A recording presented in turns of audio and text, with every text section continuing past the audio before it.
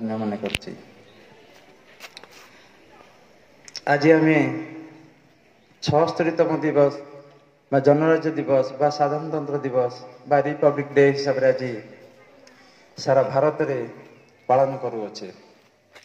কিন্তু আজর দিনকু যদি আমি মনে পকাইবা, যদিও ভারত 1947 মସିହା ଅଗଷ୍ଟ ମାସ 15 ତାରିଖ ଦିନ ପ୍ରକୃତ ସ୍ୱାଧୀନତା ପାଇଥିଲା, କିନ୍ତୁ ଆମେ 1950 ମସିହା ଜାନୁଆରୀ 25 ତାରିଖ ପର୍ଯ୍ୟନ୍ତ সেই ব্রিটিশ কলোনিয়াল সিস্টম তাঁকর যা কিছু রুল রেগুলেশন লা সেই সিস্টম অনুসারে আমি নিজকে পরিচালিত করুলে বা শাসিত হেউলে।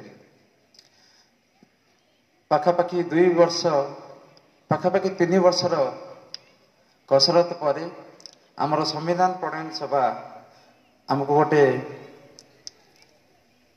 সংবিধান প্রস্তুত করে নিজে নিজকে শাসন করিবার পদ্ধতিটি আমাকে অর্পণ করে আজর এই দিନରେ। আমি যদি আমার ইন্ডিয়ান কনস্টিट्यूशनर প্রথম ধাড়িকে দেখা, সেটি লেখা আছে we the people of India. That means আমি হি ভারতের সমস্ত নাগরিক মানে আমি হি আমার ক্ষমতাকে বা আমার পাওয়ারକୁ ଆମେ ସମ୍ବିଧାନ ପ୍ରଣୟନ ସଭା ହାତରେ ଅର୍ପଣ କରିଦେଇଥିଲେ ଯେ ଗୋଟେ ନୂତନ ସମ୍ବିଧାନ ଭାରତର ଶାସନ ବ୍ୟବସ୍ଥାକୁ ସୁଦୃଢ଼ କରିବା ପାଇଁ ପ୍ରଣୟନ କରିବା ପାଇଁ।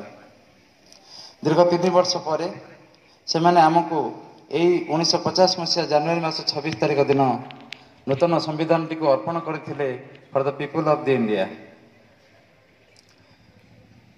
ମୁଁ ଆଜି ଏଠି ଭାଷଣବାଜି କରିବାକୁ ଚାହିଁବି ନାହିଁ, ନିହାତି ଭାବେ ଆମ ପାଖେ ସମୟର ବହୁତ ସ୍ୱଳ୍ପତା ଅଛି। କିନ୍ତୁ ଗୋଟିଏ କଥା କହିବି ଯେ ସ୍ୱାଧୀନତା যদিও আমি 75-76 ବର୍ଷ অতিক্রম করে যাইছে, আজ আমি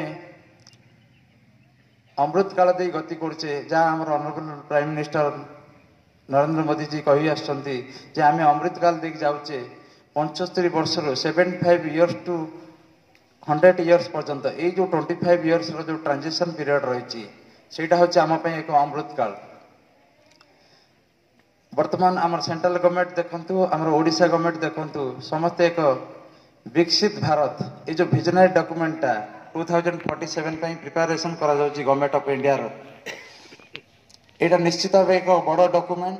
এটা খালি বিকশিত ভারত বলে কুহনি, বিকশিত ভারত এইপাই কুহছি আমি এমিতি এক ভারত দেখা চাহুছে যাকি 1947 মସିହା ଭାରତ ଠାରୁ ଢେର ଡିଫରେଣ୍ଟ ରହିବ, ସମ୍ପୂର୍ଣ୍ଣ ଭାବରେ ଅଲଗା ରହିବ।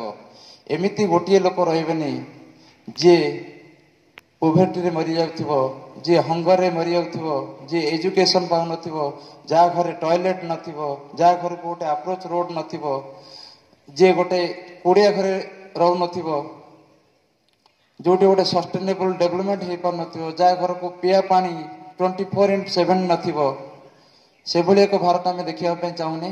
ଆମେ 2047ରେ ଆମେ ଏମିତି ଏକ ଭାରତ ଦେଖିବାକୁ ଚାହୁଁଛେ ଯୋଉଠି ଆମେ ସମସ୍ତେ ଏକ ଡିଗ୍ନିଫାଏଡ ମ୍ୟାନରରେ ବଞ୍ଚିବା ପାଇଁ ଚାହୁଁଥିବା ବା ବଞ୍ଚି ପାରୁଥିବା। ବନ୍ଧୁଗଣ, ଆମେ ଏମିତି ଏକ ସହରରେ ବାସ କରୁଛେ, ନିହାତି ଭାବେ ଆମେ ନିଜକୁ ଗର୍ବ ଅନୁଭବ କରିବା, ଯାହାକୁ କହନ୍ତି ଓଡ଼ିଆରେ ରତ୍ନ ଗର୍ଭା ମାଟି। ଆମ ପାଖରେ ପ୍ରାକୃତିକ ସମ୍ପଦ ନ୍ୟାଚୁରାଲ ରିସୋର୍ସ ଭର୍ତ୍ତି ହୋଇକି ରହିଛି। ପ୍ରକୃତି ଆମ ପାଇଁ ଏମିତି ଏକ ପ୍ରାକୃତିକ ସମ୍ପଦ ଦେଇଛି ଯାହାକି ଆମେ ଜାଣିଛେ ବ୍ଲାକ୍ ଡାଇମଣ୍ଡ କୋଇଲା। এই ଅନୁଗୁଳ, ତାଳଚେର, ଛେଣ୍ଡିପଦା ସମ୍ପୂର୍ଣ୍ଣ ଭାବରେ ଯଦି ଆମେ ଅନୁଗୁଳ ଡିଷ୍ଟ୍ରିକ୍ଟ କହିବା, ଏ ସାରା ଭାରତର 50% ଇଲେକ୍ଟ୍ରିସିଟି ଜେନେରେସନ କରାଉଛି। ଆମ ପାଖେ ନ୍ୟାଚୁରାଲ ରିସୋର୍ସ ଅଛି, ଆମ ପାଖରେ ପଇସା ଅଛି, ଆମ ପାଖେ ସବୁ କିଛି ଅଛି। ଯଦି ଆମେ କମ୍ପେୟାର କରିବା ମାଲକାନଗିରି କି ଅନୁଗୁଳ ସହିତ, ଆମେ ତାଙ୍କଠୁ ଢେର ଆଗରେ ଅଛେ। ଯଦି ଆମର ଇଣ୍ଡିଭିଜୁଆଲ ଇନକମ୍ ଲେଭେଲ ଦେଖିବା, ପରଚେଜିଂ ପାୱାର ଦେଖିବା বা ଆମର ଷ୍ଟାଣ୍ଡାର୍ଡ ଅଫ ଲିଭିଂ ଦେଖିବା, ଆମେ ନିହାତି ଭାବେ ମାଲକାନଗିରି, ନବରଙ୍ଗପୁର, ରାୟଗଡ଼ାଠୁ ଆମେ ବହୁତ ଆଗରେ ଅଛେ। ମୁଁ ଡିସ୍କ୍ରିମିନେଟ୍ କରିବା ପାଇଁ ଚାହୁଁନି। ଆମେ ସମସ୍ତେ ଗୋଟିଏ ମାଆର ସନ୍ତାନ, ଆମେ ଓଡ଼ିଶାର ସନ୍ତାନ, ସର୍ବୋପରି ଆମେ ଭାରତର ସନ୍ତାନ। କିନ୍ତୁ ଗୋଟିଏ କଥା କହିବି ଦୁଃଖର ସହିତ, ଆମେ ଗୋଟେ ପଲ୍ୟୁଟେଡ୍ ସହରରେ ବଞ୍ଚୁଛେ। ଏଇଥିପାଇଁ ପଲ୍ୟୁସନ ହେଉଛି जेहेतु एठी माइनिंग होची माइनिंग होबा तो निहाती भावे जरूर रहउची देशर विकास पे माइनिंग रो भागीदारिता ही रहइबो बिना माइनिंग रे देश आगु जाई परिबो नै किंतु आमे अलग बा अपर पक्ष देखिबा आमे निश्चित भावे गोटे प्रदूषण युक्त शहर भीतर रहउचे जोटे पवन प्रदूषण जोटे जल प्रदूषण जोटे परिवेश भी प्रदूषण मो निश्चित भाव रे समस्त छात्र छात्री अभिभावक एवं सिविल सोसाइटी मध्य अनुरोध करी जहाँ हमार प्राइम मिनिस्टर कहते माँ पाई गछटिए निश्चित भाव में आम समस्ते आमर मदर को भल पाचे माँ मान को भल पाचे तेणु आम आज एक संकल्प नवा समस्ते कोठी ना कोठी स्कूल स्तर में हो गवर्नमेंट स्तर में हो व्यक्तिगत स्तर में हो बा आम घर लेवल रे हो जोठी भी हो आम यही 2025 रे गोटे गछ लगेगा निज निज माँ नाम रे।